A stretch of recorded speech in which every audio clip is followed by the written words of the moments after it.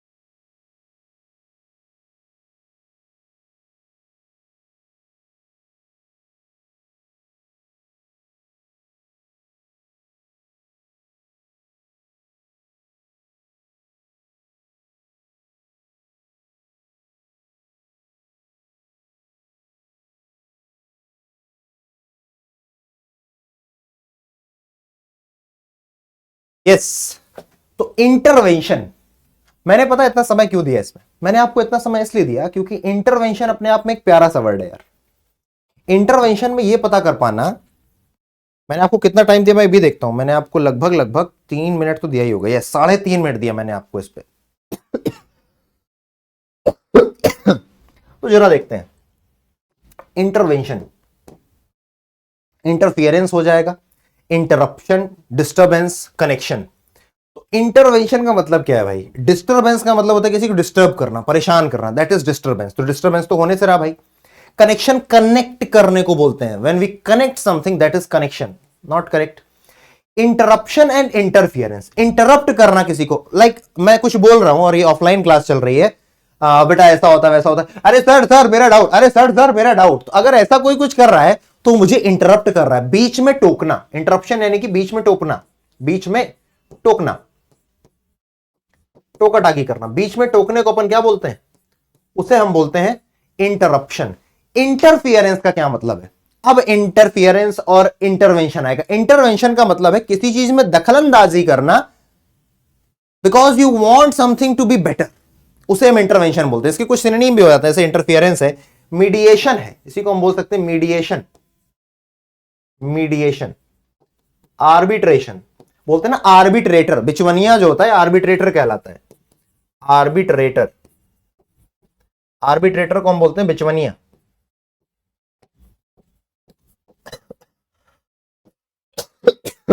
Sorry इसी को हम बोल सकते हैं इंटरसेशन, इंटरसेशन। आर्बिट्रेटर मैंने बताया, इसी से आर्बिट्रेशन भी बनता है, आर्बिट्रेशन, आर्बिट्रेशन। एक और हम लिख देते हैं, चलो मीडिएशन हो गया। इंट्रूजन, इंट्रूजन का मतलब भी होता है भैया बेदखली करना, इंट्रूजन, ठीक है। अब तो हमारा सही आंसर क्या बनेगा भैया, इंटरफियरेंस बनेगा, इंटरफियर करना। Oh your interference was necessary in that matter, तुम्हारा इंटरफियरेंस जरूरी था उस मैटर में क्योंकि तुम भैया सही से काम कर रहे थे। So your interference was necessary in that particular subject, ठीक है। तो इंटरवेंशन, इंटरफियरेंस। क्वेश्चन नंबर 3 देखते हैं। It is difficult to discern the sample on the slide without adjusting the microscope. It is difficult, ये कठिन है, to discern the sample on the slide। जो sample है स्लाइड पर, आपने देखा होगा, मान लीजिए यहां पर कुछ रखा है, सैंपल है, ठीक है ना, और आप भैया माइक्रोस्कोप पर कर रहे हो, पता करने की कोशिश करो। डिस्कर्न का मतलब क्या है फिर, डिस्कार्ड कर देना। डिस्कार्ड का मतलब होता है किसी चीज को थ्रो अवे कर देना, हटा देना। अरेंज का मतलब होता है किसी चीज को सिस्टमेटिकली लगाना। तो डिस्कर्न वो तो बिल्कुल नहीं कि भैया it is difficult to discern the sample on the slide, slide पर भैया अरेंज करने में दिक्कत हो रही। क्वेश्चन अच्छा है।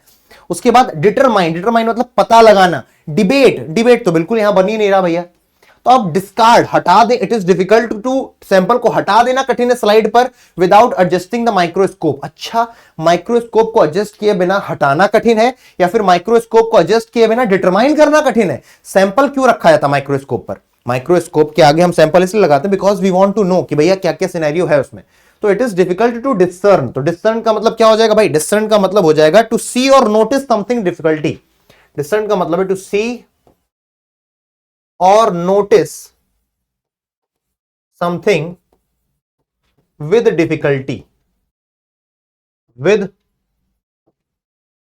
डिफिकल्टी, ठीक है, विद डिफिकल्टी, उसे हम बोलते हैं भैया डिसर्न। तो डिसर्न के लिए यहां पर आंसर आ जाएगा बेटा डिटरमाइन। कुछ वर्ड्स भी होंगे बेटा डिसर्न के, जैसे कि परसीव, रिकॉग्नाइज,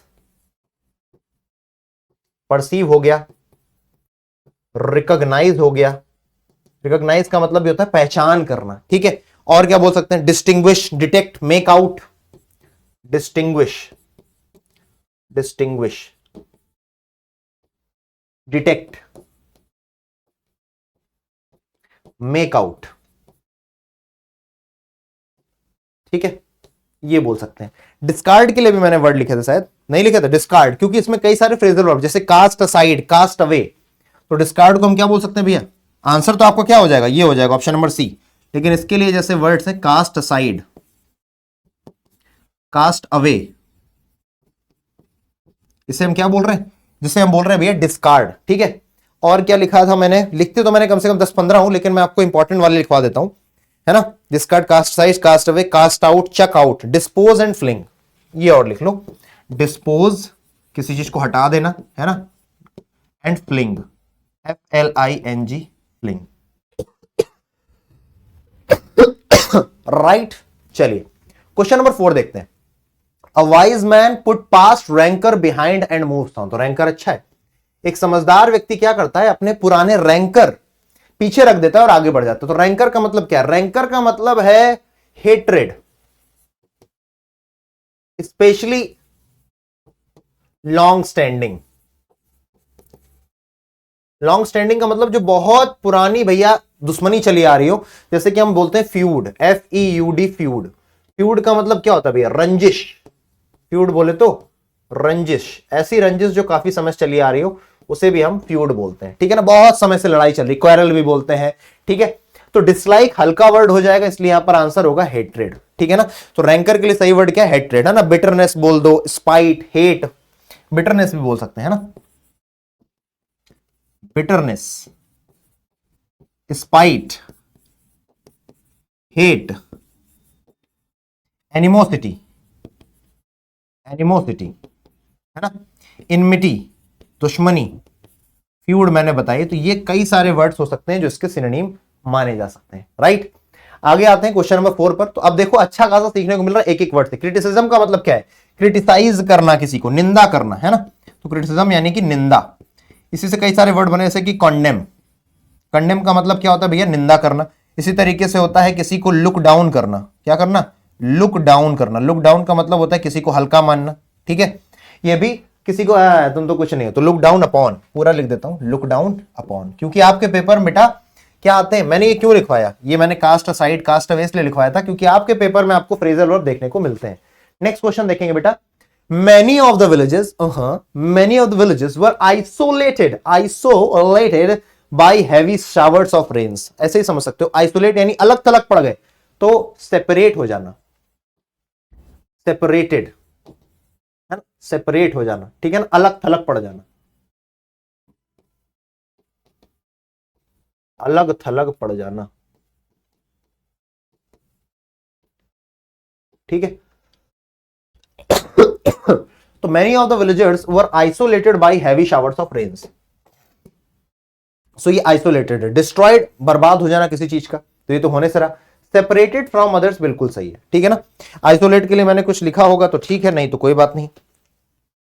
ऐसे आइसोलेट को मैंने सेपरेट बताया। इसी तरीके से भैया किसी चीज को कास्ट असाइड, अलग कर देना, ठीक है। कोई अकेला रहना चाहता है, उसको लिए हम वर्ड यूज करते हैं अलूफ। अलूफ और अलोन, इसका मतलब होता है अकेला, है ना। हम भी अकेले तुम भी अकेले, मजा आ रहा है कसम से। सो अकेला, तो separated from others, battered, devastated, no. Next question है हमारे पास जो हमसे बोल रहा है, a series of columns, a series of columns supporting a large porch is typical of medieval architecture. क्या बोल रहा है? A series of columns supporting a large porch is typical of medieval architecture. तो भैया कॉलम्स क्या होते हैं भैया? इस तरीके से जो स्तंभ होते हैं उन्हें हम कॉलम्स बोलते हैं। बहुत इजी क्वेश्चन पूछ लिया। तो स्तंभ, तो स्तंभ क्या हो जाएगा भैया? Pillars. Option number C correct है बेटा। स्टैचू सभी जानते हैं, पुतले। आर्चेस का मतलब क्या है? आर्चेस इस तरीके से भैया जो आर्क बनाते हैं, ऐसी संरचना, arch like structure that helps to support something above it, है ना। आपने देखा हो कई सारे जैसे घर होते हैं तो उसमें भैया इस तरीके से भी तो आर्क बने होते हैं ना, बने होते हैं कि नहीं बने होते हैं। मूरल्स, मूरल्स क्या है भैया? Big paintings on the wall, है ना। Huge paintings on the wall, paintings on the wall, huge paintings on the wall को हम क्या बोलते हैं? मूरल्स बोलते हैं। आगे आते हैं question number 7। Trees that block the view of on coming traffic should be cut down. Trees that block, बड़े ध्यान से देखिए, ब्लॉक यहां पर वर्ब है। पेड़ जो ब्लॉक कर रहे हैं, ब्लॉक करना मतलब किसी चीज को रोकना, हिंडर करना, इंपीड करना, ऑब्स्ट्रक्ट करना,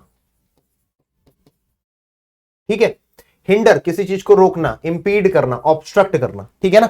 अल्टर का मतलब क्या? अल्टर मतलब चेंज, ठीक है।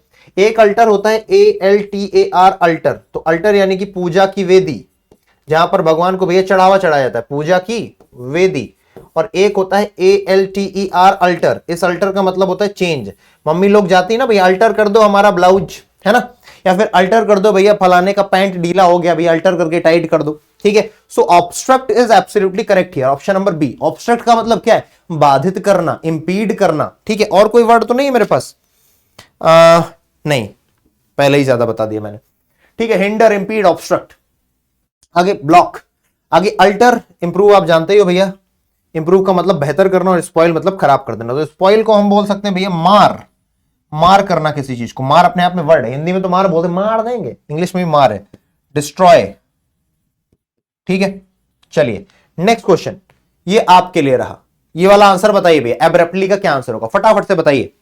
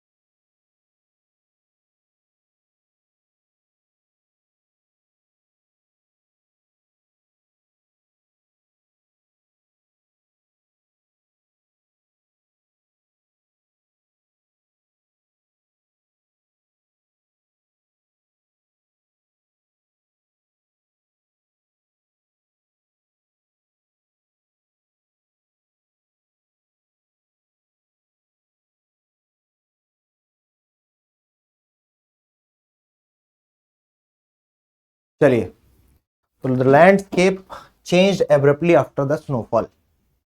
ठीक है, the landscape changed abruptly after the snowfall. तो एब्रप्टली का मतलब होता है किसी चीज का अचानक से बदल जाना। ठीक है, तो सडनली, शार्पली, फ्लेवरली, स्लाइटली। स्लाइटली का मतलब होता है हल्का फुल्का, तो स्लाइटली तो गलत हो गया। फेवरली का मतलब होता है किसी चीज को फेवर करना, दैट इज फेवरली, ये भी गलत हो गया। तो भैया शार्पली का मतलब अचानक से, सडनली आपका ऑप्शन नंबर ए सही हो जाएगा। ठीक है, बढ़िया, आप लोगों का दिमाग अच्छा चल रहा है। आगे आते हैं, question number 9। We saw a scintillating fireworks display. ठीक है, स्किंटिलेटिंग फायरवर्क्स डिस्प्ले का क्या मतलब है? Fascinating, unforgettable, beautiful, sparkling. ठीक है, इसका भी आंसर एक बार बताइए। क्वेश्चन नंबर 9 का आंसर फटाफट से बताइए कमेंट सेक्शन में।